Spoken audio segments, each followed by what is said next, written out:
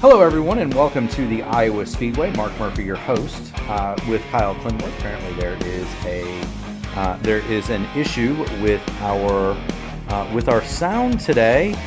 Please hold. There we go.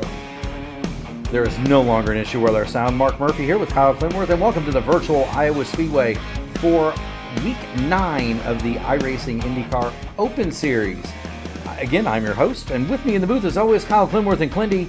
We have done a lot of Iowa this week, you and I, between the Indy Elite Series, preparation for this race tonight. I believe we were here in the VOR Series on Saturday as well. Kind of talk us through the Iowa Speedway and exactly what you're feeling, what your goals here are, and what you expect to see tonight.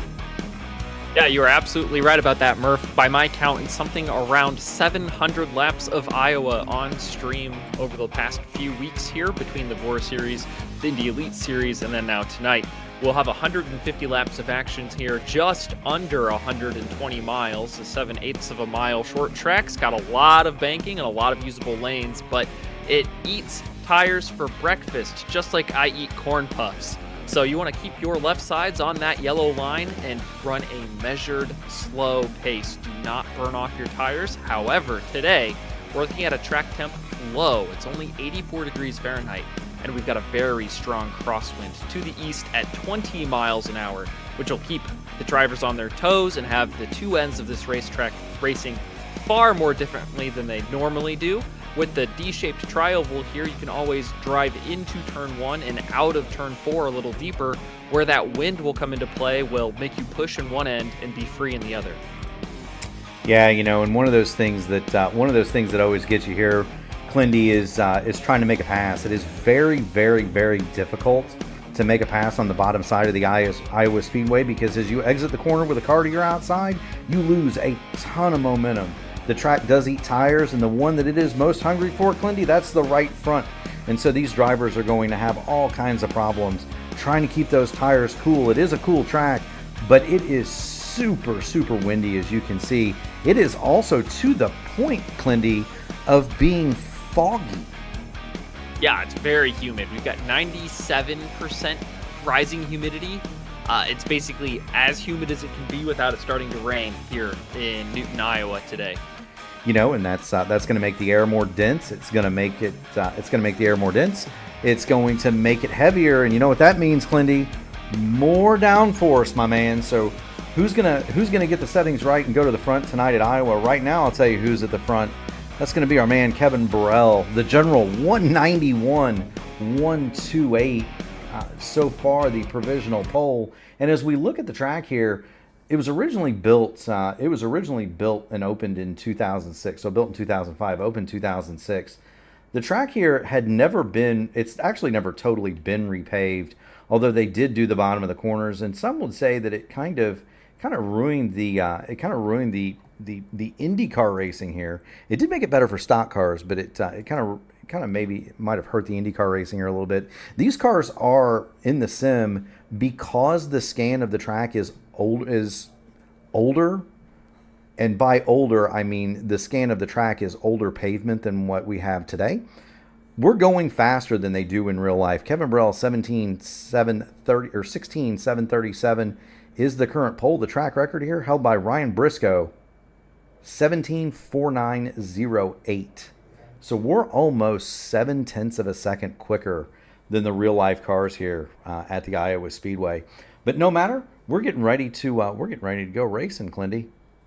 I think a part of that speed differential is because of the bumps. Instead of them being real and up your spine, you just have to deal with the force feedback from your wheel. Turn 1 and 2, super, super bumpy with the tunnel there. So hopefully the drivers today can manage those for all 150 laps, and everyone will have nice, strong arms later tonight instead of little spaghetti noodles that have been withered and boiled away. 100%. And the guy who's hoping his arms are going to feel fine in 150 laps, that's the general Kevin Burrell. He's going to be your pole sitter, Matty Sinclair, to his outside. Row 2, Fiercely Ford driver Sam Carasella and Jaden Munoz. Row 3, Jesper Orman and his old pal Marco Brazil. They're going to start 5th and 6th. Kazuki Fujita, he's going to be 7th alongside Indy Alliance's Rashad Craig. Mitchell Welker and James Allen are going to roll off of row 5, 9th and 10th. In 11th, Andrew Wood. Good to see Andrew here tonight. I had a really, really fun race with him last night right here at Iowa. Nick Sudik, another old hand. He's going to start in P12. Connor Preece is 13th. Lilac Zier 14th. Matt Hollybaugh 15th. Hamilton Akabuezi. Wow. That tells me he must have spun it in qualifying, Clindy? No, he says that the winds were the opposite direction in practice, so he had set his car up to be loose on one end and tight on the other, and ended up in the wall when he got double tight in the opposite end of the racetrack. You know that'll happen, and that is a feature of these open setup races. But Hamilton Akabuezi, last night's Indy Elite Series winner, he's going to roll 16th. Robin Glenkus 17th, Logan Edwards 18th, Alan Berteau 19th, and Matt Taylor will round out your top 20. In 21st, oh hey, Olivia Hayward, she'll roll 21st. David Hinger 22nd. Shotgun on the field, Alexander Miller. No times for Hayward, Hinger, or Miller here. True worst to first challenge from the last two rows here. Hopefully, passing is not as difficult as I think you made it seem, Murph, in the pre-roll, but you pay the price. If you choose to go to pass someone on the outside or muscle them out of the way on the bottom, your tires are going to get real hot real fast, and they are not going to hang on for the 75 laps that you'll need them for in order to make this race in just one stop optimally. You know, it is. I didn't mean to make it sound like it was uber difficult to pass. It is actually, I'm not going to say easy. You can if you set up a pass on the outside here, you can really rip around your fellow competitors, but it does take some doing, as they say. The pace car is getting ready to duck on off, Clindy. We're going to get up in the flag stand one more time. I forgot it's two pace less laps. Than a mile. We get two laps. I was ready, man. I was ready to go. And so are you race fans at home. Monday Night Racing's back after a couple of absolute treats at Circus of the Americas, Watkins Glen, and Worldwide Technology Raceway. Here we are at the Land of Corn, the Iowa Speedway in Newton, Iowa, for 150 laps of action tonight. Kick back, relax, enjoy the show, and the drivers will put one on for you. Yeah, this is always a fun race here at the Iowa Speedway. There's so many different ways that you can strategize this one from a pit standpoint. Do you short pit? Do you long pit? Do you stay out as long as humanly possible? We see the paint schemes light up. The only way this could be better, Clindy, is if it was at night. I do love a race under the lights, but the drivers are ready for the race under the green flag. Take it away, Murph. Green, green, green. To the green flag we come. Kevin Burrell, he's going to hit the loud pedal. He's going to launch ahead of Matty Sinclair. Sam Carosella is going to try to follow him right down into turn number 1. Sam Carosella is going to go by Matty Sinclair now into second, and that's going to be Jaden Munoz past Sinclair in the third. So right off the bat, positions changing hands up there. We've got Jesper Orman. He is looking at Matty Sinclair as well for fourth. Yeah, Matty probably took a bit of a large bite out of the apple through 3 and 4. He pushed all the way up and almost brushed into the wall. That must be where that wind is causing drivers to push through 3 and 4. You know, it could be. You saw Jesper get really tight off the corner there in the back of your picture. That's going to let Marco Brazil get right up alongside of him to the inside. Jesper Orman, Marco Brazil, they're going to battle for 5th and 6th. And this is what I was talking about. If you get down on the bottom and you can't complete that pass, you're going to go straight to the back. Here comes Kazuki Fujita. He's going to go around the outside to Marco Brazil, move Fujita up to 6th, Brazil back to 7th, and he's about to come under fire from Rashad Craig. And we saw Rashad Craig running that car so high, I thought he was going to be in Wisconsin last night. North, high. South, low. So we got some guys in Missouri, some guys in Wisconsin. Anybody running in the middle, staying true to Iowa form. You know, this track does have multiple lines. You can run it pretty much every way that you can run it pretty much any way that you like. Matty Sinclair has got back by Sam Carosella, but Jaden Munoz, who we're going to bring up on the screen, the Williams Academy driver, he is second and hunting down the general Kevin Burrell for the lead. Meanwhile, another guy who is coming through the pack in a hurry, that's Hamilton Akabuezi. Hamilton, as you recall, started 16th on the day. He is already up to 10th, and he's looking at a very fast Mitch Welker for ninth. And Mitch Walker is a former winner on the broadcast. Or no. Yeah, he's second. He finished second last week at Circuit of the Americas.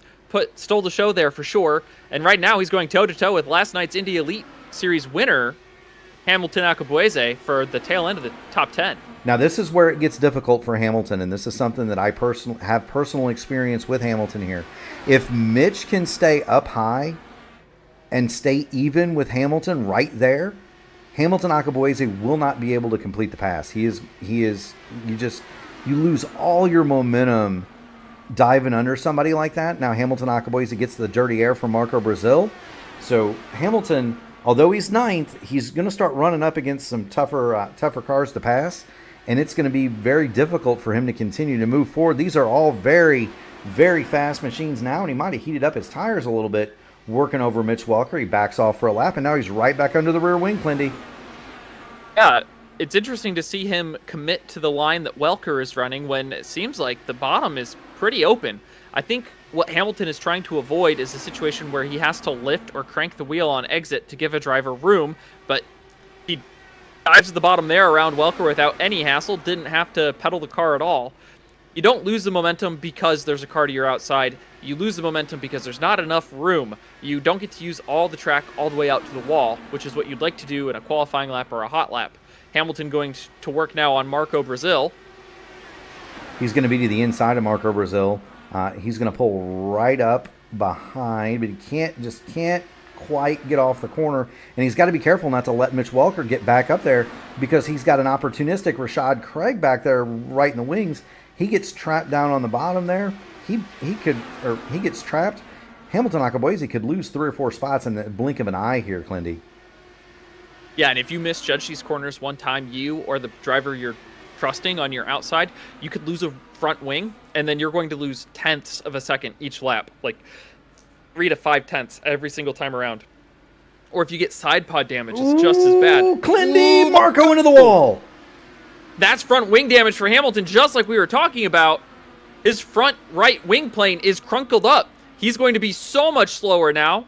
He's going to be on par with these other drivers, which is to his credit. He was that much faster beforehand, but actually it looks like Marco, it popped back. Yeah, it might have popped back. Marco may have forgiven him. Yeah, he might have gotten a free pass. He did lose a ton of time. Meanwhile, Mitch Walker pulls right up on the back of Marco Brazil, and that was a big hit for Marco Brazil into the outside wall. And you got to wonder, is there damage to that number 4 machine? Because he is immediately under fire from Rashad Craig, who has gotten by Mitch Walker. Welker does have damage for sure. And we'll go ahead and show Mitch Walker. He has fallen well back into the field under fire now from Connor Preece. Matt Taylor has gone by. Nick Sudik is next in line. He's next up on the hit parade, and he is going to go by Mitch Walker. And then Sudik is going to immediately try to go past Connor Preece. So move heating up here in the mid pack. Everybody's scrambling for positions in that clean air. The further forward you can be, the better chance you have at catching the fiercely forward competitors at the front. You know, that's absolute. You know, you're 100% correct there, Clindy. Got a little bit of a blink there out of the MadWorks car, Matt Taylor. Meanwhile, Andrew Wood has gone past Marco Brazil, and next up on the hit parade is going to be Matt Taylor. He's going to send it to the bottom side. Wood gives him plenty of clean air, and here comes Nick Sudik past the ailing at number 4. So Marco Brazil definitely in some trouble here. We wonder, did he get damaged? Meanwhile, Hamilton Akabueze, he is back in the hornet's nest as Kinsey Fujita, Jesper Orman, and Sam Carosella 4th, 5th, 6th, and 7th as they run on the racetrack. Hamilton swings it to the high side of Kazuki Fujita, move Hamilton to 6th, and he'll draw a bead on Jesper Orman.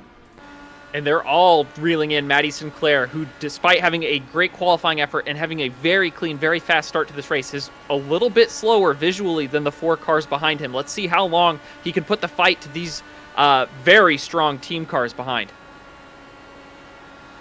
Look off the back of Hamilton Akabueze, and you can see he has just gotten around Jesper Orman. So move Akabueze up to 5th now. He's got Matty Sinclair directly in front of him. He's going to swing it underneath Sinclair and Carosella. Give it 2 for 1 for Hamilton Akabueze. And look up the road. He is going to start chasing down Jaden Munoz in the Williams Academy car. This is one of my favorites, Clindy. That's the old lipstick camera, if anybody out there remembers remembers watching IndyCar in the early 90s. They used to put that thing right on the nose. It looked like a tube of lipstick. Tiny camera giving you big pictures. That's right. But what a masterful demonstration of patience from Hamilton Alcabueza. He went from nearly having his race ruined to getting probably a little bit lucky, but then picking through 4 very fast cars corner by corner without pushing the issue too much. Jesper now dialing a beat up on Carousella. Yeah, so Sam Carousella running the bottom loyally. Mitch Walker has come to the pit lane, fitted new tires, fixed the damage. He just does take the purple lap. Jesper Orman, though, is going to dive to the inside of Sam Carousella, put Orman up to 4th, Carousella back to 5th. Meanwhile, I didn't kind of want to say anything quickly as Mitch Walker goes purple again, running laps at better than the actual in real life track record. Jaden Munoz has caught the general. And I Do don't the Jaws music, Murph. You got a blue car stalking the yellow one. It's like a great white shark just under the water. You know, I need to get that equipped in my soundboard. It would be a great addition to the broadcast. But here comes Jaden Munoz. He is looking all over Kevin Brell, and Kevin is not really fighting him. It makes me wonder if there was some sort of a slide or maybe a tap of the wall, and Kevin hurt the car, hurt the tires. Be that as it may, for whatever reason, Jaden Munoz has gone to the lead, moved the general back to 2nd, and he is immediately going to see Hamilton Alcabueza. That would be his teammate right there behind him, and Jesper Orman in close attendance as well. These cars separated by about half a second now, but Alcabueza is closing in a hurry, Clindy. Yeah, I wonder if Burrell is just on a more patient tire strategy. Maybe he's planning to go very long here to try to catch a yellow towards the end of this pit cycle. Instead of just going 75 laps, which would be halfway, maybe he's planning to go 80 or 85. Just see if anybody beefs it coming into or out of pit road, which is also very difficult here. It is most certainly very difficult. With the addition of marbles to iRacing, the marbles get very, very heavy at the top of the speedway here. They also get very heavy on the pit lane, and you can see them down there. You're going to start to visually see the marbles accumulate on that flat surface after the double yellow line in turn that marks the entrance to turn 3. We'll show you what we're talking about. We'll get on the nose of Kenji Fujita, and we'll kind of show you what we're talking about. You'll be able to visually see as the cars begin to netcode. Matty Sinclair into the wall. He's lost his right front wing plane, I believe. No, forgiven. It's just damaged. So Matty, give a call to Matt Taylor. Murph, he's up to 6th from 20th. He's passed 14 cars. The only person, he's passed more cars than Hamilton. Hamilton's only passed 13. That's a very, very, very fast MadWorks machine. I did battle with Andrew Marquez, his teammate, last night for quite a while around Iowa in the IS race. The quality of those cars is never in doubt. He's coming to the front, as is Rashad Craig. We haven't talked about Rashad hardly at all. He started 8th. He fell back a little bit. He's got that slow roll. He was one of the fastest cars last night at the end of a run where I cooked my tires on the identical setup. Rashad Craig was able to save him. He nipped me for 6th at the end of that deal. But Rashad knows how to get it done, and he has been a terror around the top line here at Iowa the last couple of days. Rashad Craig looking for 7th on Kenji Fujita. And he's going to get it, too. And he was right up against that wall, Clindy. He's bringing Nick Studik right with him. Yep. Following the coattails. He is. Watch, Rashad going to drop right down to the bottom, feed all the dirty air to Kenji Fujita. Nick Studik is going to be the beneficiary. I would imagine Nick is going to be right there. And don't discount Andrew Wood. Wood, in the 15 car, he is currently 10th. Studik going to go through maybe... Not quite that time. Nick gonna have to take a little bit of a breather on the tires, and that's gonna let Andrew Wood close right back up. And Wood and I were talking today about saving tires here and how difficult it was, Clindy. A lot of these guys do it by sound. Not necessarily. Yeah, you can turn the tire sound up in the sim, and you can turn your engine sound down, so you can hear it literally wash or grind across the pavement. Yeah, so that's how most of them do it. A lot of guys turn the force feedback up. Of course, there's going to be there's going to be fatigue issues when you do that, especially here. You're pulling something like 4.5 vertical G's and 4 lateral through the corner in real life. And so if you've got a DD1, a DD2, one of the high-end Moses, Sim Magic, something like that, you are 100% going to be a tired puppy at the end of this deal. Kevin Burrell, Hamilton Akabuezi have now caught back up to Jaden Munoz. The general had dropped back. He was, what, 0.6 of a second, 0.7 of a second. We've got caution on the speedway. It's Sudik was involved. He's now stopped on the backstretch. Tough break for Nick Sudik, and let's see if Looks like he got loose right in front of Wood, and Wood had nowhere to go. But my favorite time of the year just got ruined, Murph. We're about to get the leaders in lapped traffic. Oh, no. Mark it. 40 laps into the run. Yeah, we're watching Nick Sudik just a little bit twitchy coming off of turn number 2 there. And poor Andrew Wood, nowheres to go. And just right into the back. Just watch this in real time from Andrew Wood. That's such a great shot. You see from the helmet there. That's what we see in the sim. You can't see much, and there's Sudik. He just gets loose. Unfortunately for Andrew Wood, he's right there in the first one. He is the first man to arrive at the scene of the crash. Tough break for Andrew Wood. Meanwhile, we've got wholesale pit stops for the leaders. Everyone on pit road, and what a bummer for Matty Sinclair. If that caution had come out 1 lap earlier, he probably would still be on the lead lap and could fix his wing.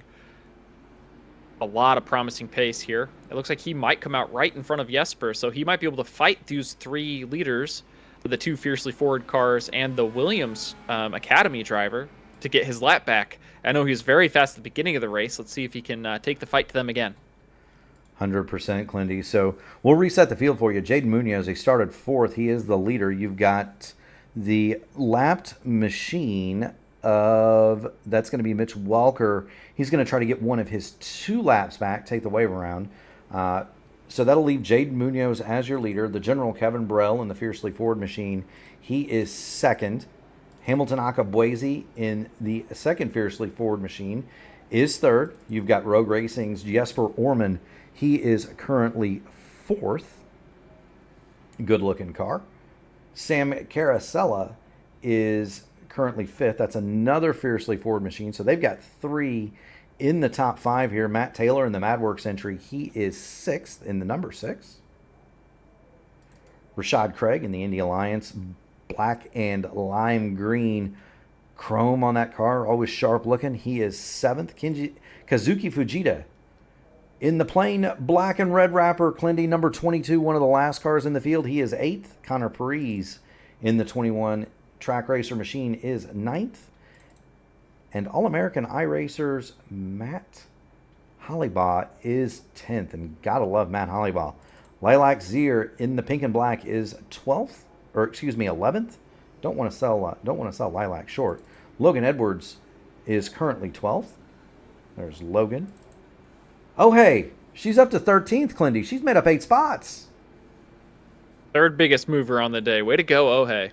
That's right. She's been running pretty good lately, for sure. Marco Brazil had that earlier trouble, contact with the outside retaining wall. Marco Brazil currently 14th after starting up front. Alexander Miller is currently 15th. He was the last car in, the 23. James Allen is 16th out of Florida. Alan Berteau in the Hondola, he is 17th.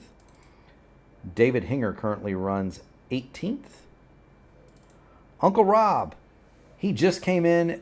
I bet you a shiny new dime. He came in and topped off for fuel, Clindy. He is 19th. Matty Sinclair also just came back in. Matty Sinclair 1 lap down. Green flag. But we've got the green flag out. Racing is set to resume. I was taking attendance, as you've often accused me of, Clindy, and I missed the start. It's a restart, Murph. They're not going anywhere. Munoz just caught the Fiercely Forward cars sleeping a little bit. Jumped out just about 3.5 tenths in front of them both. Akabueze is looking for second place over Burrell. He stuck his nose down in 3 and 4. Does it again here in 1 and 2. Burrell covers. Let's see how aggressive Hamilton gets with his new teammate. Oh, all the while, Matt. Look at the move Matt Taylor made on Sam Carosella, the third Fiercely Forward car, side by side through 3 and 4 with a late dive there. Yeah, didn't quite get it done. That's going to allow Jesper Orman to pull right back up on the back of Kevin Burrell, who's been passed by Hamilton Akabueze. Do have a bunch of people watching, Clindy, and we've got a very active chat. I'm going to go to get some of their questions real quick. In Collective wants to know why it looks foggy. The reason it looks foggy out here is that right now the relative humidity is 96.78%. And so it is very much on the precipice of raining. It will not rain on an oval, but that's about the most that you can get without it raining. So just to let you know, that's why it looks foggy. It's hugely humid here at Virtual Iowa this evening. Christian Steele wants to know, why is he sitting so low in the cockpit? He needs a booster seat. That's just the cam, Christian. I'm sure that Andrew's point of view is a little bit different than that. But we're watching Jesper Orman. He's working to the high side of the general. Kevin Burrell this is the battle for third. Jesper wants it. Burrell has it. Jesper's going to throw it to the bottom and see if he can't get it. Burrell is going to hang tough on the high side. Jesper's going to get the drive off the corner down the back, and if he can clear him here, he just might have it. But Kevin hanging awful tough up there with the deuce. Yeah, the bottom seems to be a little bit better in 1 and 2 than in 3 and 4. Jesper this time dials up the outside. He's going to build a run down the backstretch. Just not in close enough contact here to make a move. You know, I feel like you got a little bit more room if you're running the bottom. You got a little bit more room over there coming off of turn number 4 than you do off of 2. The wall in turn 2, because of the D shape of this place, the wall in turn 2 does seem to just kind of want to jump out at you. Kind of take a ride on Jesper's nose, and you'll see what I'm talking about. You don't have to crank the wheel near as hard to get off of turn number 4 as you do to get off of turn number 2. And Christian Steele, our learned observer in the chat, he is absolutely right. Here comes Matt Taylor. He is now 5th, and he is going to pull up on the back of this train. He has gotten past Sam Carosella. Matt Taylor is looking up ahead at Kevin Burrell Jesper Orman, Kevin Burrell. He can see him. He is going to be there very shortly. While these two fight, Matt Taylor is making ground, Clindy. Yeah, you're going to have a blue and gold car and a purple and silver car slugging it out for 4th place while the podium walks away. Jesper is defaulted to running the same line Taylor has the last few laps. They're both preferring the high side. Taylor is one of the fastest cars on the track right now, although Hamilton Akabueze just recently set the purple lap. Speaking of Hamilton Akabueze, he has pulled up next to Jaden Munoz going into turn number 3. Now he backed out of that, followed him down the front straightaway. But these two are having a discussion over who's going to lead this race. We're going to jump on board Hamilton Akabueze as he works over the Williams Academy driver going through turn number 3. This is where you need to be very patient if you're Hamilton. Passing faster cars or the fast cars earlier like this got him into a little trouble because he's sticking his nose in places where it didn't need to be. He's got it right on the rear wheels of Munoz. Both these drivers giving just enough room. Absolutely, what a delight to watch. 100% looking out, riding on board with Hamilton Akabueze, and you can kind of see the battle. And he is gonna have the better of Jaden Munoz coming off of turn 2. Slides up in front, new leader Hamilton Akabueze. He opened the door, Munoz did, but then Hamilton slammed it shut. Said, hello, goodbye, I'm the leader. I'll see you when the checkered flag falls. Now, my experience with Hamilton Akabueze in that Fiercely Forward machine this weekend is once he gets by you, it's adios, amigos. He is gonna have his way with the field. Jaden Munoz giving chase, but don't know how much petrol he's got in the tank for a chase. Hamilton, though, he's gonna have to be careful. He's got lap machinery up in front of him that appears to be Matty Sinclair. Yeah, so Matty must have had a little more damage than we had thought originally, not just his wing. It's well off the pace here. Hamilton should go by with ease, and Matty is a jumpsman enough to stay out of the way of the leaders. 100% Clindy. Meanwhile, Matt Taylor. Keep the camera on Matt Taylor. He is where the action is. He's in 5th He's looking for fourth on Jesper Orman. You got to wonder maybe if Jesper buzzed the tires a little bit in his little fight with Kevin Burrell and left the door open for Matt Taylor to come on through. He's certainly trying, Clindy. It's always possible that drivers take, their eyes are a little bigger than their dinner plate. They want a little more than what they can handle.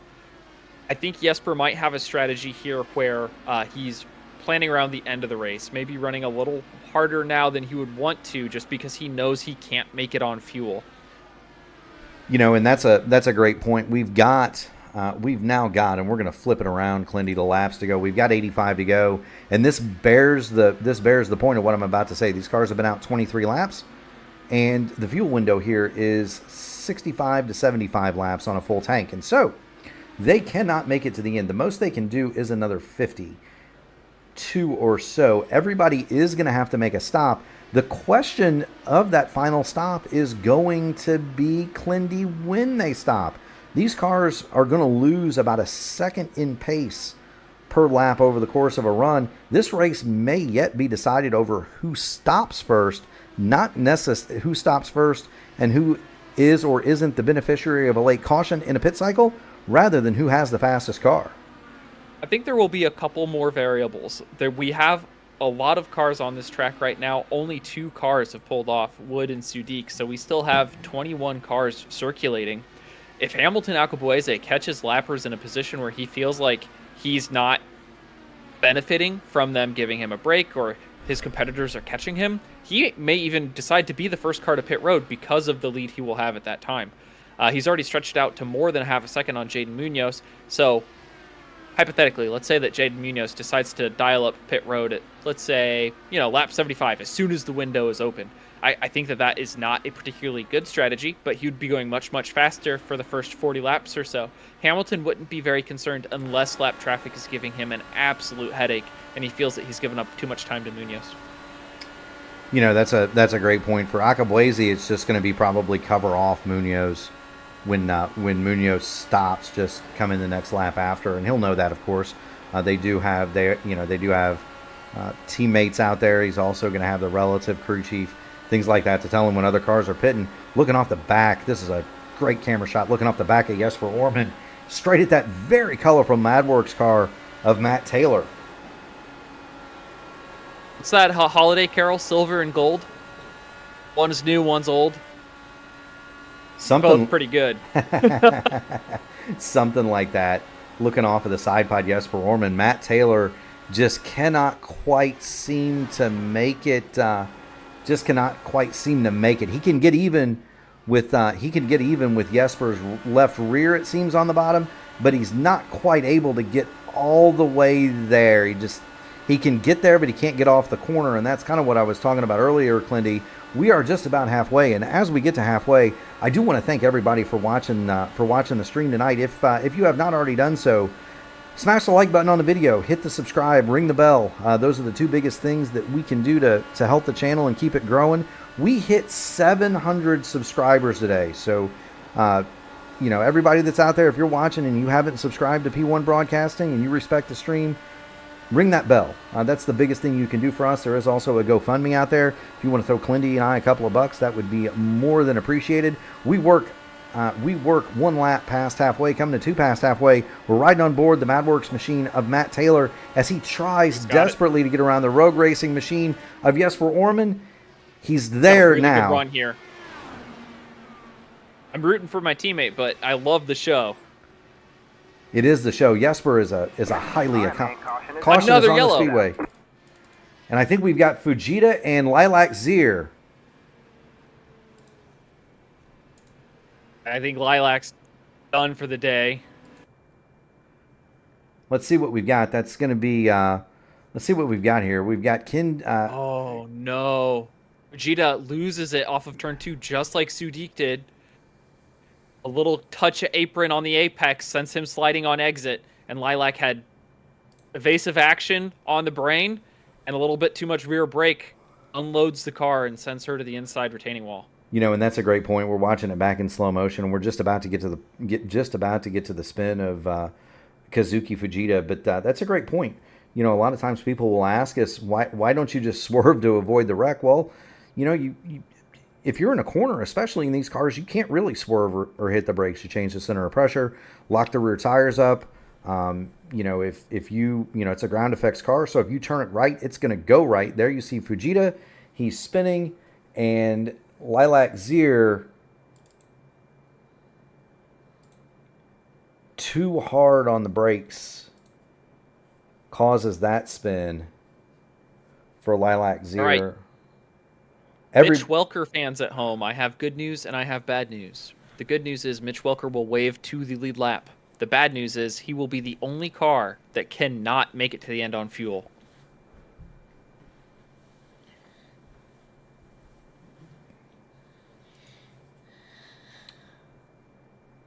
There's the impact for Lilac. We're going to get back to live pictures. She has pulled the pink and black 11 machine onto the pit lane, and a tough end to the day for Lilac Zier. So Hamilton Akabuezi is going to lead it. We've got a bunch of cars that are going to wave around, though. Mitch Welker among them, David Hinger, Robin Glakis is up there. So 3 cars are going to get the wave around. So it's not just Mitch Welker. And Glakis and Hinger are also in that boat, Clindy.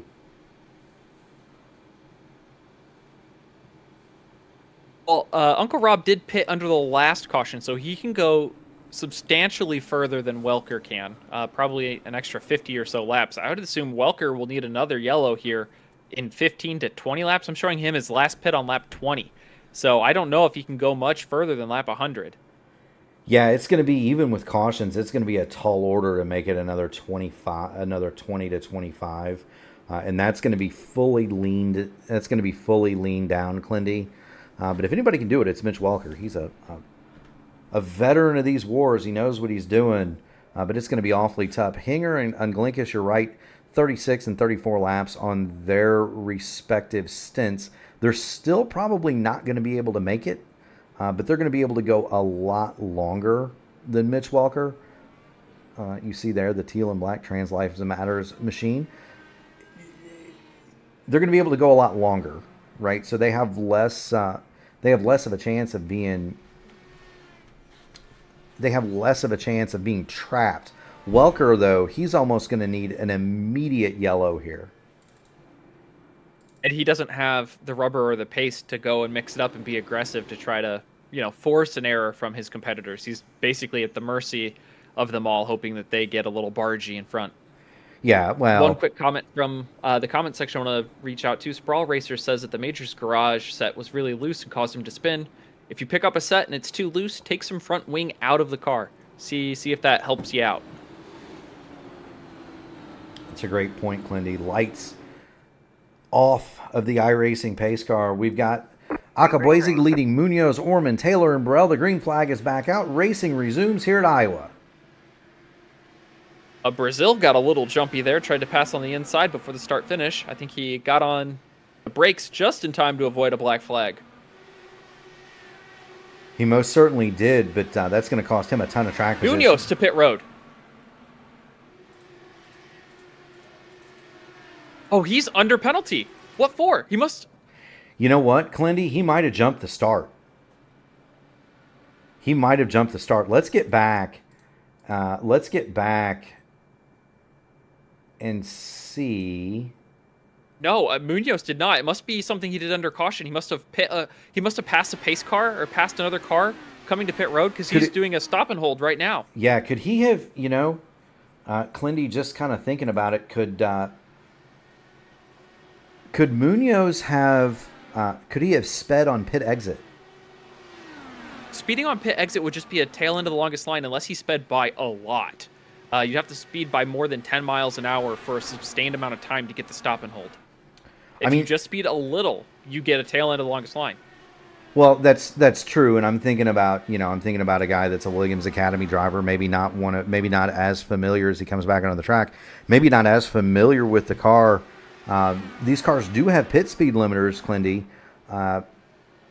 but it is possible because it is a B license series. Of course, all of these drivers have very high licenses and safety ratings. But you have to manually, because it's a B license series, you have to manually press the button on pit lane, and maybe he's not used to that. or just. Oh, does the F1 car automatically turn your pit limiter on? I don't know whether it does or not. I'm just saying, maybe he space cadetted it and forgot to hit the limiter. That cost me the ERL 500 one year. I was locked in a fantastic duel with Malechka and Chris Wilhite. Forgot to click the button, sped on pit lane, race over. So you can do that, even to the most experienced guys. And I'm just thinking, that's a guy that doesn't run a ton of ovals, and maybe he just forgot to hit the button. Watching Jesper Orman and the MadWorks machine of Matt Taylor, they are circulating second and third. Hamilton Akabuezi has disappeared up the road. He's 1.2, almost 1.3 seconds ahead of this crew. These are more or less the best battle on the racetrack. All right, man. Well, we've got another yellow. It was Marco. It was Marco indeed. He has already towed it. Ooh, involved with Robin Glankus, Uncle Rob and Marco, and let's see what we can see here. Going through turns number 3 and 4, and Glankus at the top in the light green and tan machine. He's gonna just get a little loose. And I believe he got some assistance when he started pedal the car. Through the infield goes Marco Brazil and Robin Glankus. It's going to be night done for Brazil. Everything looks straight on Uncle Rob's car. He might be able to just get some new body work, but he's going to get a speeding ticket for the entry on the pit road. But he may be otherwise okay, Clindy. Perhaps. It depends on what his rear suspension looks like. His left rear tire looks a little bowed in to me. That might be 10 or so minutes of suspension work. So we'll see if Rob punches out or not once he pulls pit road. This is Christmas come early for these cars at the tail end of the lead lap. They could do something different on strategy here, have better tires to the end of the race. And Mitch Welker, our unsung hero from Damage at the Beginning, is now on the best tires on a winning strategy at the back of the pack. Let's see how far up he can claw his way before the end of this race. You do have several cars coming to pit lane here. They're led by Matt Hollybaugh, Mitch Welker, James Allen, Logan Edwards, Alan Berteau, Olivia Hayward, David Hinger. They are all on pit road. Of course, Robin Glankus, he is on pit road but under heavy repair. Jaden Munoz in that cycle, by the way, Clindy, he lost 3 laps due to that penalty. So a tough break for Jaden Munoz. But Hollybaugh is going to come out here, the All-American iRacers machine, the number 3. He's going to restart 10th. These other cars, 14 green flag laps on their tires. That will matter. You'll see Hollybaugh, who will be the first car on those fresh tires, probably storm by Fujita, Miller, Perez, and Craig with little effort at the very beginning of this stint. And as time goes on, he'll pick off more and more drivers who had more pace than him when this run started. Yeah, I don't know if it's going to show up immediately. 14 green flag laps isn't a huge deal, besides you're going to get to cool them down here. I think that's really going to show up with about 20 to go, because Hollyball's still going to hit that cliff, but he's going to hit it a lot later than his compatriots. You know, if you're Kazuki Fujita, Alexander Miller, Connor Perez, Rashad Craig, even Sam Carasella, you might be in trouble here. But I don't. He's going to have to use up a ton of stuff to get back up there, and you know, who knows what kind of shape his tires are going to be in. These guys are not going to give up to him. Yellow flag still out. Do want to thank everybody for tuning in. If you have not done so already, please click the like on the stream, ring the bell to subscribe to the channel. We're having a huge day and a celebration here at the P1 Broadcasting Network. 700 subs. 700 of you have rang that bell, and we definitely do appreciate it. And Clindy, we also had a big announcement yesterday we can talk about while we're under yellow. Yeah, a number really close to 700, something about the P1 600. You know, that's a great point. So on June the 7th, mark your calendars, race fans, Gary Godso and I are going to throw a little party, and we're going to invite 43 of the fastest Indy cars in the service. There's going to be a little bit of money on the line. We're going to go take these cars to Michigan, where it puts on a absolutely dandy of a show every time we go there. And we're going to run 600 kilometers, 186 laps around the Michigan Speedway. That's going to be a complement to the Hoosier 500 that happens later on in the year. And P1 Broadcasting will also be hosting the practice and some of the practice and qualifications for that event. Meanwhile, the green flag is about ready to come out, Clindy. Yep, Akabueze gets away from Jesper and Taylor. Dials up the bottom here in 1. Putting dirty air on that yellow line for all the competitors behind. But let's keep the cameras back on Hollabaugh and see if his fresh tires will be able to assault the top 9 in a timely fashion. Yeah, that's going to be the story. Is Matt Hollabaugh going to be able to make use of those tires? He's got Logan Edwards, Olivia Hayward, Alan Berteau, Mitch Welker. They're all right behind the driver of the number 3. Now, it's going to take him a few laps to get those tires up to temp, but it's going to take him a few laps to get those tires up to temp. But once they get there, he should be a lot quicker for a little bit longer than some of these guys. Their tires are going to go off pretty doggone quick. Meanwhile, in the background, you see Rob Unglikis, Uncle Rob. He's going to bring it off a pit lane. And now here's where the tires are going to start to tell. Matt Hollabaugh starts to pull up on the back of Kazuki Fujita. Hamilton Akabueze sets the fastest lap. But the man we want to watch right here is Matt Hollabaugh. And Matt will be your barometer. Basically, every car behind Matt is on the same tire strategy, and I think they have a real shot at catching everyone up to Sam Carasella, who just got passed by Rashad Craig. Yeah, you're seeing that off of the gyro cam, the green and black car, and the yellow and black machine up there. That's Craig in the green, Carasella in the yellow. Carasella tried the over-under. He tried the comeback, didn't quite get it done.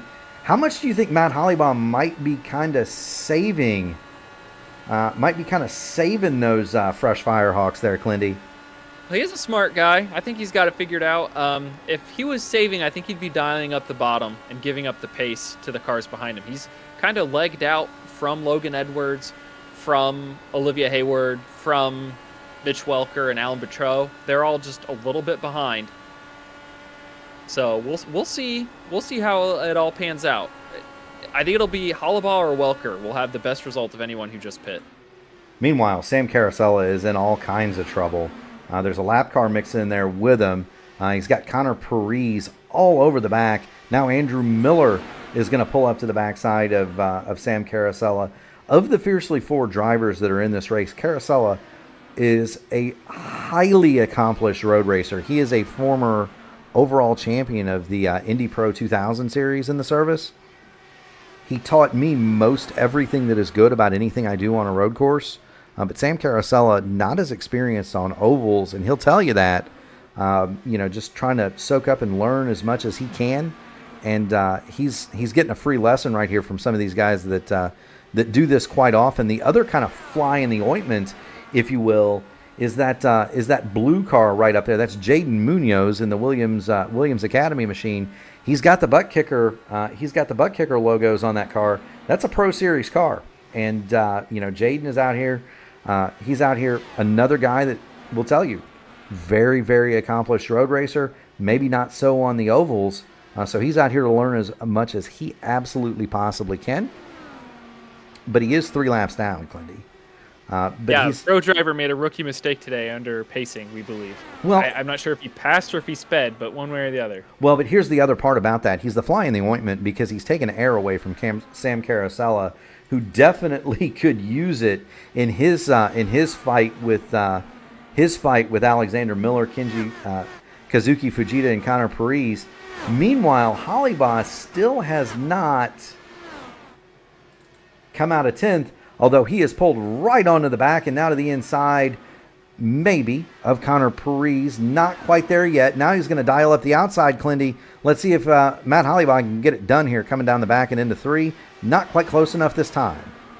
Yeah, I think he and Parise are kind of stapled to the same line here. I think Hollabaugh's really got to do some exploring or find a way to make Parise feel uncomfortable where he is in order to get around. Or it could just be Connor Parise saying, "Hey, the guy behind me is faster. I'm going to run right where he is." Try to throw a little bit of dirty air. You cannot be married to a line here. You have to explore. You have to hunt for the grip wherever it may lie. Hollabaugh looking to get to the outside so he can complete that pass. He might. I thought he was going to cross him under there, Clindy, but no. Yeah, he's ripped the boards last time through 3 and 4. There he goes. On exit, he's got his right sides right there, and around Hollibaugh it goes. So put Matt Hollibaugh up to 9th. The charge has started. 19 laps on his tires, 33 for the leaders. We think that Matt Hollibaugh might have a shot to do some damage and climb higher up into this field. And speaking of doing some damage and climbing higher up in this field, that's Mitch Welker. And not too long ago, Mitch Welker was 2 laps down. He is back on the lead lap. He is now 11th. He is on that same strategy as Hollibaugh, and he's going to dial up Connor Preece here as well. Yeah, I think we got a car wrecked on the bottom. Craig, or is it Alex Miller? Alex Miller. They are similarly painted. That is Alex Miller, though, not Rashad Craig. All you Rashad Craig fans, do not have a heart attack out there. We are going to stay green. The accident was off the racing surface, so iRacing will not throw the yellow. But let's see what has befallen Alexander Miller. He's running right there behind Sam Carosella, and that would have been crosswind. Yeah, it would have been 7th, and he got the wind. I believe he's going to get down in here in a 2, try to come off a 2, and that baby's just going to get pushed right around, Clindy. Yep, right where the banking kind of crests onto the backstretch, the car unloads, the wind picked it up, and around it went. Yeah, we've seen that same accident 3 times today. Good job, great job by Alexander Miller to hold that thing off the racing surface so that we can stay green. A tough break for him. He'll take it back to the pit lane, and it's likely going to be day done. Meanwhile, Hamilton Akabuezi has left. He is now 1.8 seconds ahead. It is just a further 0.2 back to Matt Taylor and Jesper Orman. They've kind of settled into a truce, Clindy, for 2nd and 3rd. Matty Wagner pops into the chat and he wants to make sure that we all know that we are nerds. And Clindy, we gladly accept that moniker. Running 4th, Kevin Burrell. He has made it past Jaden Munoz. And he's got Munoz between himself and Rashad Craig, who's running a fine 5th. And all by himself on an island. Craig may be able to track down Burrell before this thing's said and done, especially if Munoz goes up there and kind of stirs the pot for him a little bit. You know, that very well could be. Sam Carosella, he's had an interesting day. He started 3rd. He's been 2nd. He's currently at his low point, matching his low point of 6th. I have a feeling, though, that might be about as far back as he falls. He's got Kazuki Fujita behind him, and then it is a long way back to Mitch Welker, who has gotten around Matt Hollibaugh, moved Welker up to 8th, and yeah, Paris really put a number on those new tire takers. Basically, he played defense really, really well for just enough laps to let the top 7 get away. Well, and you know what you got to do. You know nothing against. He did nothing wrong. He raced perfectly. No, and that's what you have to do if you're in that situation. That's what you have to do if you're in that situation. And if you're the car on new tires, you have to understand and read the situation and know, hey, I've got a new pair of shoes. Let's not buzz these things, hurt the tires and hurt what I'm trying to do. There's Connor Preece. He has fallen into the tire tracks of Matt Hollibaugh, and I would think now, Clindy, with 30 laps on those formerly new tires, they are no longer new. They're newer now, right? So you do what you can with what you have, and you can't ask for any more. 100% correct. We're going to look here at Sam Carosella and Kazuki Fujita. We're going to take a look off the back of the gearbox of Sam Carosella, and you got to kind of say this is job done for Sam. I mean, he's still, like I say, he's still kind of learning these oval circuits, and there's no shame in a 6th place finish here for a guy who really doesn't have a ton of experience doing this. Yeah, I mean, especially when you've been able to keep your car clean, right? With all the close quarters racing we've seen this evening, bringing the car home in one piece is an accomplishment in and of itself. It most certainly is. And Matty Wags, we do love you. Just kidding, but we do so thoroughly embrace the moniker of nerds here at the P1 Broadcasting Network. Do want to thank everybody who's out there watching. 23 to go. Do want to thank Whiplash SimCams for all of their support. These pictures brought to you by Whiplash SimCams. If you need camera for iRacing, go hit them up. These are some unbelievably awesome pictures that they give us every weekend. Go ahead and smash like on the video. Ring the bell to subscribe to the channel. We are celebrating 700 subscribers tonight, Clindy. That means you get to break out the old rattle can, doesn't it? I do. So basically, for each 100 subscribers we surpass from this point to 1,000, I will put a random subscriber's name from among the new 100 onto the car, and I will do a legacy poll. So I'll do 7 right now for the 7. I'll do 7 subscribers at random and put them on my car until we get to 1,000. And when we get the 1,000 sub, I'll do another poll, and I'll have 10 names on my car from 10 subscribers, and I'll put them in the community feed for everyone to see. Matt Taylor just got really close to the wall. We're riding on the roll bar with him, and for anybody interested, my car has always carried Clindy's name on it. The bottom element of the rear wing says "Hi, Clindy," and then it has a little target where he wants me to hit him. That is also completely true. Reminiscent of the days where people used to put targets on their cars with the initials AF in the middle. If you're a long-time iRacer, you'll remember that and know who we're talking about. 18 laps, 17 now to go in this one. We're watching the battle for second because Hamilton Akabwezi, who is your leader, and we'll go put Hamilton up on the screen, he has driven away. He's working lap traffic, but Hamilton Akabwezi 3.6 seconds ahead. Matt Taylor is still stalking Jesper Orman for second, so that's the battle for second. Rashad Craig has pulled up on Kevin Burrell. That's the battle for fourth. They are about 2 seconds behind the Taylor and Orman duel. Kaz Fujita is just a little bit further back from Sam Carosella. Mitch Welker is a further second back from them, and then Matt Hollyball, I think, buzzed the stones trying to get around Connor Parise. So he's just kind of running a steady ninth. And give a call down to Alan Berteau in the Hondola. He's made it to 10th. Up 9 spots. A far cry from Hamilton and Taylor's work today, but respectable nonetheless. Hey, it's honest work if you can get it, Clindy. We're looking at 13 to go. Matt Taylor is all over Jesper Orman. Yeah, he's hounding him.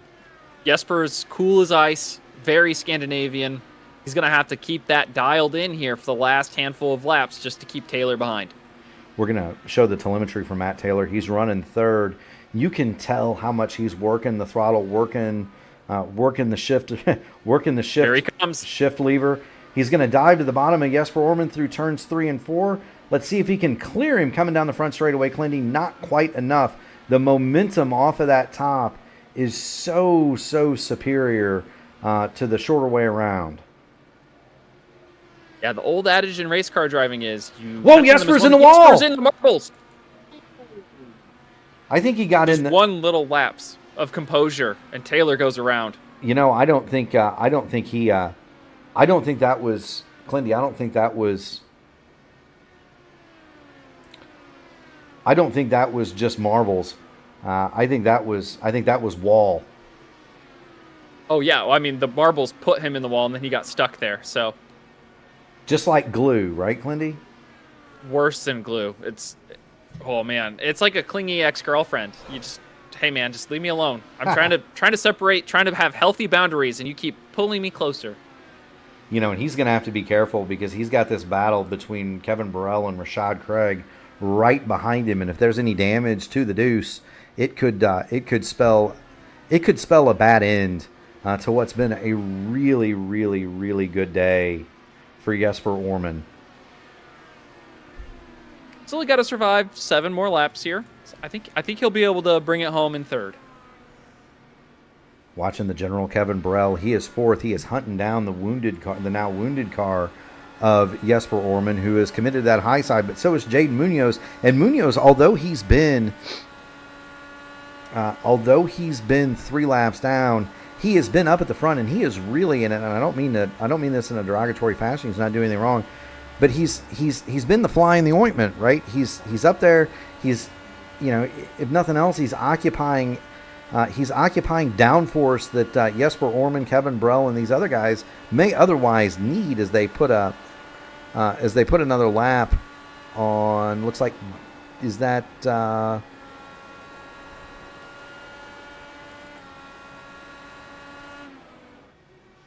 that's going to be David Hinger, I believe. That is correct. Putting another lap on David Hinger, but Burrell is now caught Jesper Orman, and those two are going to do battle. I don't think he's got enough time, Murph. I think Jesper's going to cruise home third. Sorry to ruin the suspense, everyone at home. Yeah, that's that lapped car there, David Hinger, who again is doing absolutely nothing wrong, is going to kind of put paid to the General's chances. We're going to get back up here and look at Hamilton Akabuezi because he has cleanly put on a clinic. 4.7 seconds to the lead. He's going to put a lap on Connor Parise. Hamilton Akabuezi is going to see the white flag. 1 lap to go for the Fiercely Ford P1 Docks machine. Down through turns 1 and 2, just as smooth as the last, Clindy. He's been smooth all day. He's going to come see the checkered flag uncontested after whipping the field here at Iowa for 150 full laps. Hamilton Akabuezi is your winner. Matt Taylor brings it home second after a spirited battle with our third-place finisher, Jesper Orman. There comes Sam Carosella. He's going to cross the line, as does Kaz Fujita, Mitch Welker. There's Hollybaugh and Alan Bruteau. And so we have finished 150 laps here at Iowa. That was a lot of fun, Clindy. It was awesome. The top 2 finishers passed the most cars today. What did I tell you about passing here was easy, Murph? You didn't believe me. Well, I don't ever believe you, Clindy. No, I'm playing. I don't ever believe you, Clindy. Come on now. Yeah, I say a bunch of unbelievable stuff. I do believe Clindy. Don't let anybody fool you. Hamilton Akabuezi is going to be your winner tonight from Iowa. Matt Taylor is going to bring it home second. What a fine charge through the field that was. Jesper Orman will come home third. Kevin Burrell, the General, he's going to be fourth. Rashad Craig is fifth. Sam Carosella is sixth. Kazuki Fujita is seventh. Mitch Welker battles back from 2 laps down to finish eighth. Matt Hollybaugh ninth. Alan Bruteau will round out your top 10. In 11th, Connor Parise. Logan Edwards. Oh, hey. She's going to come back to 13th. James Allen 14th. David Hinger rounds out the top 15. Jaden Munoz after the mistake on pit lane or under yellow. He is 3 laps down. Alex Miller, Robin Glakis, Marco Brazil, Lilac Zier, Maddie Sinclair, Andrew Wood, and Nick Sudik, all victims of the cement here at Iowa tonight.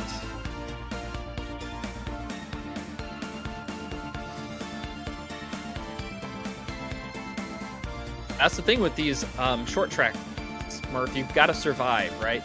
Some of this close quarters racing, you can't predict where your competitors will have issues, but there are situations where you can think better of the move you're going to make. Hamilton put himself in a position early in this race where if things had gone just a little bit more sour for him, he would not have dominated, right? He would have had a much, much more difficult day. But cooler heads prevailed. He knew when to lift and when to be patient, and he brought himself through the field without any further incident. 100%. Do we have We got everybody, man. We got everybody. See, you must have paid the bill for these guys to show up tonight, Plenty. Well, Jesper owes me a favor because I got his spec map all sorted out. So I don't know about Taylor and Akabuezi, but I could bring Jesper up whenever you're ready. Go ahead and bring him on in.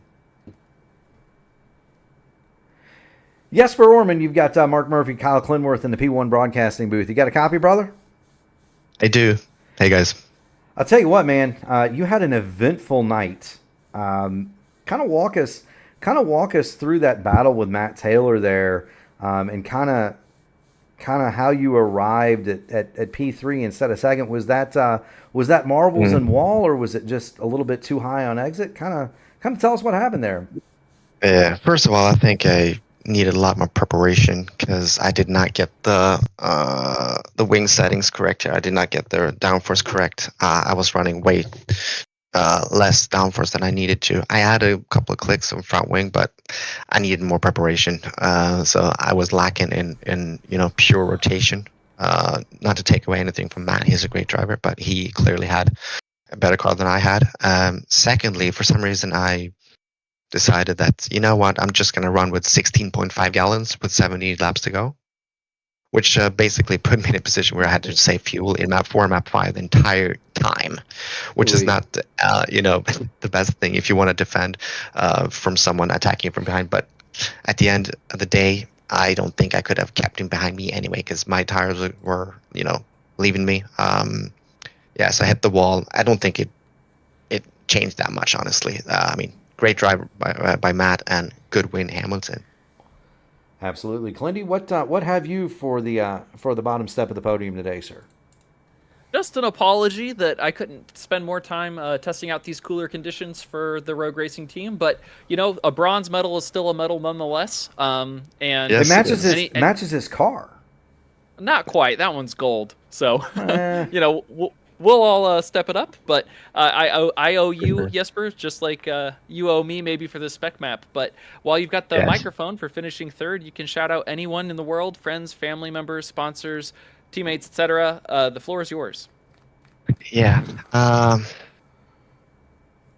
The last couple of weeks, they've been quite tough, I must say, mentally. Moving away from IAR, it's not an easy decision to make. I know how tough it is for me, and I can only imagine, how much tougher it probably is for the other guys. It was at the end of the day, I'm really happy where I am now. I've been, dreaming of racing for Gary. And with you guys, I feel like I have found drivers and great people who I can race with, because at the end of the day, I am an oval driver. I need to focus more on road, but I'm an oval driver, and I just, numbers it's a thing for me. I don't want to go into details much more than that. Other than that, it's been a ride. I just hope that the guys in both teams are, can go forward, because I love you all, and I just wish that we could have a great future, wherever and whatever, and whatever it takes us, wherever it takes us. Yes. All right, well, that is third place finisher Jesper Orman. Jesper, keep going fast and having fun, my friend. We'll chat later. Thanks. Yes, sir. That is Jesper Orman. He'll finish third this evening here at Iowa. Let's go ahead and bring up Matt Taylor, who was the other end of a fantastic duel with Jesper Orman. Let's go ahead and grab Matt if I can. Yep, he's here. He's here. See, it's awful hard to work the Discord and work the ATVO and work the cameras and all that at the same time. Matt Taylor, you got Kyle Clinworth, Mark Murphy in the P1 broadcasting booth. You got a copy, sir? I do. I'll tell you what, that purple and silver and rainbow painted machine was lightning quick. I'm going to put it up on the screen because it bears mentioning as much as humanly possible. You started 20th today. You wound up second. Don't know if you had the pace, maybe if you lined up right behind Hamilton on a restart to have a crack at him. But talk about your drive through the field, my friend. Yeah, the set was really good. We had a lot of downforce on it, so I found that I was able to make good fuel mileage and still get passes done, particularly through the center and then on exit. But of course, as you work up through the field, that gets harder and harder. And it looked like just maybe a mistake from Jesper there at the end. Let me get by him. Otherwise, I don't think I would have. We were pretty even. I would have liked to have had a crack at Hamilton, but any kind of podium from that starting position is a great day. Most certainly is. Mr. Clinworth. Yeah, plus 18 spots is absolutely an accomplishment in and of itself. But you got to have basically a front row seat to a lot of the action in the early portion of the race. Some side pod banging and some wall tapping. What do you do to keep yourself focused and to keep yourself calm when you see other drivers losing their minds? You sort of just you're sort of planning in case there is a wreck, where the car's going to go. Are there two drivers that are maybe overstepping their limits a little bit, and really try to drive around that, give space where you can, get around somebody as quickly as possible if you run into that. But I had the kind of setup under me that let me do that. I didn't really have to overstep it too much, and because we needed a fuel save, I think that helped a little bit too. I didn't really have to push the car too badly to try and gain that track position. And then the couple cautions and I think a few mistakes by others just got us towards the front. Well said. You've got the microphone here for any friends, family, sponsors, or shout-outs you'd like to give for your hard day's work today. Shout out to Tyler Graff for the paint scheme. He came up with that one, so that's cool. And Adam Hartzell and Andrew Marquez on the team for helping me fine-tune this thing. Kind of a last-minute deal for Indy Elite, and then for today. So it was awesome. Yeah, well, Matt, it was awful. It was awful fun racing with you last night. Ton of fun watching you tonight. Go put your arms on ice, my man, because I'm fairly certain you're pretty tired. But thank you so much for joining us in the booth. Keep going fast, having fun, and we'll see you next week, buddy. Thanks, guys. Yes, sir. That is Matt Taylor. He is going to be second place on the evening tonight, and we've got one more driver to pull up here. It's going to be Hamilton Akabuezi in the Fiercely Ford P1 Docks machine, and just like Matt Taylor, we're gonna show his CV on the day. He started 16th after some sort of issue in qualifying, and we're certainly going to ask him. Hamilton, you got Mark and Clindy up in the P1 broadcasting booth. What happened to put you in the back to start 16th, and then tell us about your drive to the front. You were awful tough to deal with last night. You backed it up again tonight. I mean, yeah, the wind was the complete opposite of any testing I had done in beforehand, or even in the practice session before. Wind was the complete opposite direction. So went in with the same weight checker I normally would and plowed hard into 3 out of 4. So yeah, starting back, wasn't too worried about it. Knew he'd be fast, have better tire wear. So, yeah. Yeah, it was an impressive drive. Any close calls? Anything you might have done different, or was it just that perfect? It looked fitted out for you out there. I mean, there was a moment with Marco, but there's always moments when you have to race Marco. But yeah, I mean, it wasn't too bad. I got by him like a lap or two later. Was able to get through everyone pretty quickly. Kevin and Jaden, it took a little bit longer, but yeah, I was able to get by. And then once I'm in the lead, it's like you can kind of run away with it, and it's pretty chill from there. Go ahead, Mr. Clindy. Well, Hamilton, thanks for showing up in the broadcast booth. We always love it when we have the highest caliber of drivers up here for interviews. And well, Clindy paid the bill this week. That's the difference. Yeah, we're very grateful you're among them. When it comes to being such a chill guy out in the lead like that, how much work and dedication do you guys put into these setups to be this fast every week? Can you kind of pull back the curtain for our viewers at home and tell them how much work you do to be this fast every week? I mean, it depends. Road courses are definitely a bit more, but that's all Kevin and Christian's side of things on the setup stuff there. And then I try and show up, do some laps if I can help, and yeah, just do some laps for those. But ovals, I'm the main one building all the setups. Mainly starts I have to build the P1 dock set the week before, so that's always a good baseline. And then yeah, try and make the P1 dock sets pretty good the week before. Then anything, we work on it further from there, throughout the week a little bit. Worked on it more this week because of IES, so yeah, definitely had some good here. Very good. Well, it's clear that your preparation was top shelf, Hamilton. You swept them last night and tonight, and because of that, the floor is yours, sir. We got a lot of people out there watching. Shout outs, friends, family, sponsors. Talk as long as you like in the P1 tradition, sir. Go ahead. I mean, shout out Kevin and Sam, and then also Christian. He ran IES yesterday. They always help out, willing to test a good amount for sure. So they always help, and they carry me on the setups on the roadside. So yeah, shout out to them. I know there were quite a few people that I know run the P1 dock sets in that race, And so, yeah, shout out to that. Very good. Well, thank you so much for joining us in the booth, Hamilton. Go celebrate your well-deserved victory. Keep going fast and having fun, my guy. Thanks.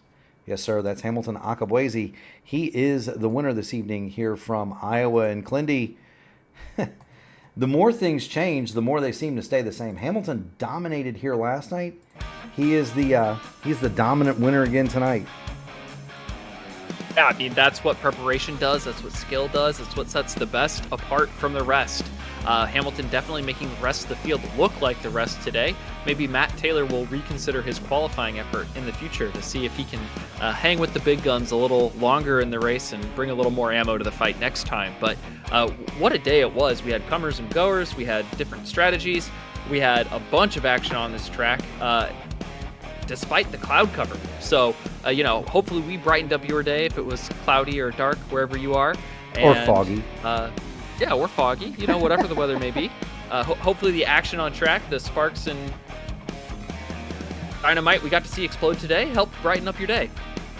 100%, Clindy. And I just want to underline how much fun this track is. Also, how tired Hamilton, Matt, Jesper, Kevin, and Rashad's arms likely are. Those guys did 175 laps last night here to come back and do it again tonight with all of the preparation.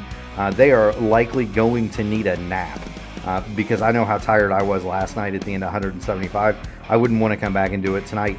For the remainder of the week on the P1 Broadcasting Network, we do have upcoming tonight, 9:30 Eastern, Gary Godso, LGN, they're going to be on the call for the ISRA race from Michigan. And Clindy, you and I are going to be in that one. We're going to do something cool for the fans. We're breaking out some old school paint tonight, aren't we?